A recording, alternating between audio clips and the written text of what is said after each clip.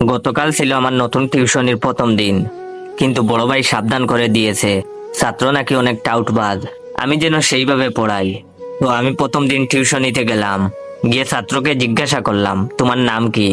তখন সে বলল, স্যার আমার নাম ফটিক, কিন্তু আমার স্কুলের বন্ধুরা আমাকে আদর করে ফটকাবাজ বলে ডাকে। ছাত্রের মুখ থেকে এই কথা শোনায় বুঝতে পারছিলাম ছাত্র আমার 1 নম্বরের টাউটার। আমিও কম যায় না, আমি আমার ছাত্রকে বললাম, শোনো ফটিক, আমি খুব রাগী একটা মানুষ, তোমার মতো অনেক ফটকাবাজ ছেলেদের আমি পিটিয়ে মানুষ করেছি, তাই আমার সাথে কোনো চালাকি করবে না, প্রতিদিনের পড়া প্রতিদিনই শেষ করতে হবে। তখন ছাত্র আমার মুখের দিকে তাকিয়ে বলল, আমি কি আপনাকে স্যার বলে ডাকবো নাকি দুলাভাই বলে ডাকবো? তখন আমি বললাম, দুলাভাই বলে ডাকবে মানে? ফাজলামি করো, স্যার বলে ডাকবে। তখন সে বললো, আসলে 2 দিন পর তো আপনি আমার দুলাভাই হবেন, তাই আগে থেকে ডাকার অভ্যাস করে নিচ্ছি। তখন আমি বললাম, দুলাভাই হবো মানে? তখন সে বলল, স্যার আমার 3 বোন, 2 বোনের বিয়ে হয়ে গেছে, কিভাবে হয়েছে জানেন? তখন আমি বললাম, কিভাবে?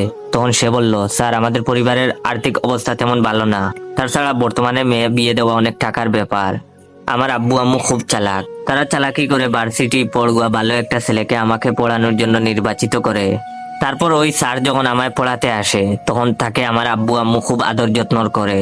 পড়ানোর সময় আমার আপু খুব সুন্দর করে সেজে স্যারের সামনে গুড়গুড় করে। তো একদিন আমাকে শিখিয়ে দেওয়া হয় আমি যেন পড়ার সময় মিথ্যা কথা বলে ওয়াশরুমে চলে যাই, আর আমিও তাই করি।